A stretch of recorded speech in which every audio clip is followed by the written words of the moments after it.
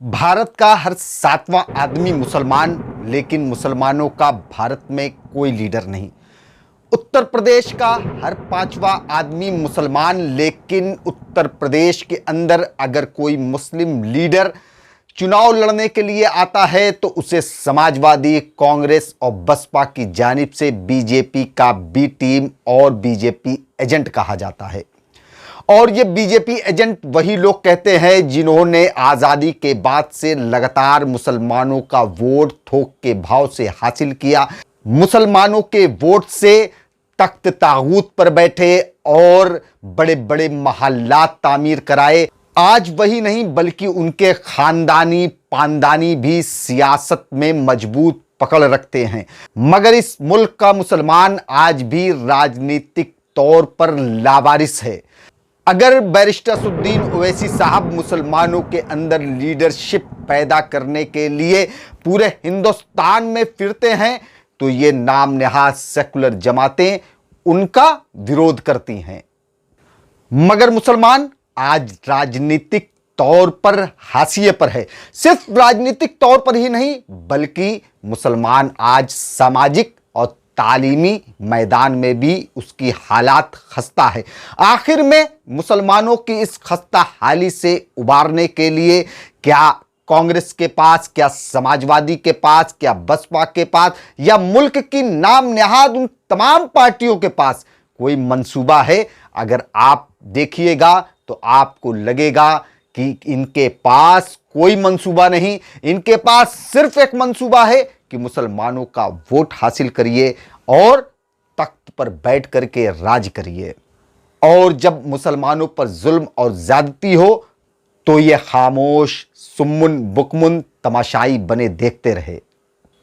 राजनीतिक तौर पर मुसलमानों को हाशिए पर रखने वाली ये नाम नेहाद सेकुलर जमातें ही नहीं कि सिर्फ कांग्रेस, समाजवादी, बसपा जैसी पार्टी ही हैं, बल्कि इस वक्त मुल्क पर राज करने वाली और सबका साथ, सबका विकास, सबका विश्वास का नारा देने वाली भारतीय जनता पार्टी ने पूरी तरीके से राजनीति में मुसलमानों का बहिष्कार किया।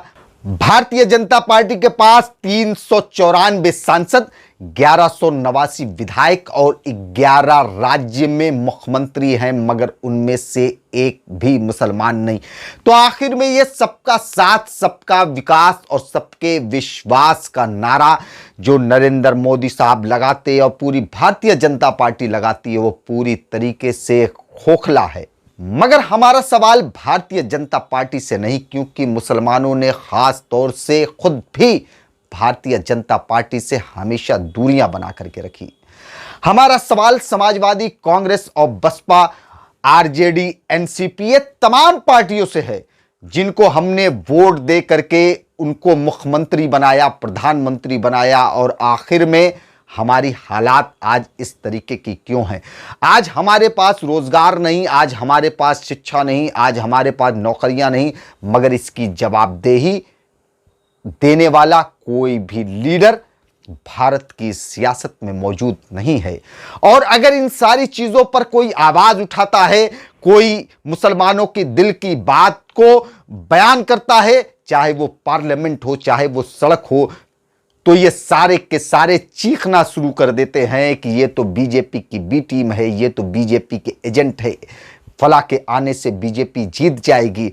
मगर सच्चाई ये है कि बीजेपी को हराने और जिताने की ताकत और कुव्वत मुसलमानों के पास नहीं, बल्कि बीजेपी अगर आज जीत गई है, कामयाब हो गई है, 2 बार से केंद्र में अगर उसकी सरकार है, तो इसकी पूरी तरीके से जिम्मेदारी कांग्रेस पार्टी और अपोजिशन में रहने वाले लोगों की है।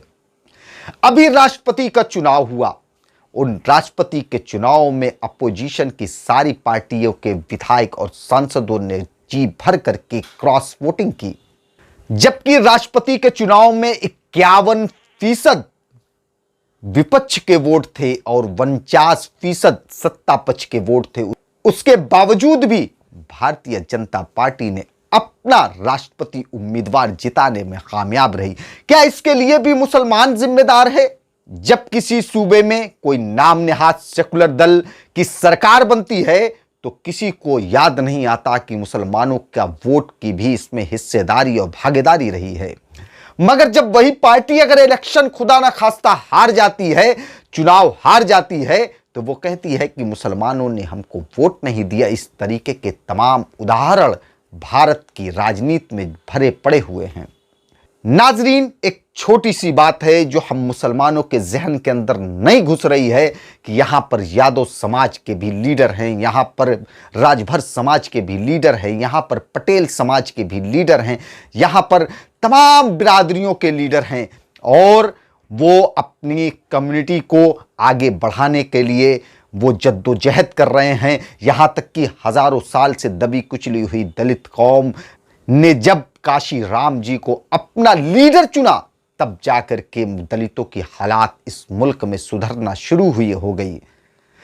वरना 133 पार्लियामेंट की सीट इस मुल्क के अंदर दलितों के लिए रिजर्व थी, मगर दलितों की हालात नहीं सुधरी। जब दलितों ने अपनी एक पॉलिटिकल फ्रंट बनाया, अपना एक पॉलिटिकल पार्टी बनाई, सत्ता में आए, सरकार बनाई, उसके बाद ही दलितों की हालात में सुधार आया। ये एक छोटी सी बात हमारे जहन में नहीं घुस पा रही है कि नहीं, जब तक हम अपनी लीडरशिप को पैदा नहीं करेंगे, जब तक हम अपना नेता नहीं चुनेंगे, जब तक कि हम सत्ता और सरकार में भागीदारी में नहीं आएंगे, तब तक हमारी हालात ऐसे ही रहेगी। क्या आप नहीं चाहते कि आने वाली नस्लें, जो आपके छोटे बच्चे हैं, वो भी सरकारी नौकरियों में आए? क्या आप नहीं चाहते कि आपकी जो आने वाली नस्लें हैं उनके पास रोजगार की गारंटी हो? क्या आप नहीं चाहते कि जो आपकी आने वाली नस्लें हैं, आपके बच्चे हैं, उनको उम्दा तालीम मिल सके? क्या आप नहीं चाहते कि मुसलमानों की जो खस्ता हालात है इस मुल्क के अंदर वो सुधर जाए? अगर आप चाहते हैं तो आपको अपनी लीडरशिप को मजबूत करना ही पड़ेगा, आपको राजनीति में ताकतवर बनना ही पड़ेगा, आपको अपने लोगों को विधानसभा में भेजना ही पड़ेगा, आपको अपने लोगों को लोकसभा में भेजना ही पड़ेगा। और इसके लिए आपको एक लीडर की जरूरत है, जो कि इस वक्त हमारे मुल्क के अंदर बैरिस्टर असदुद्दीन ओवैसी साहब की शक्ल में मौजूद है। और आज जरूरत है असदुद्दीन ओवैसी साहब को मजबूत करने की।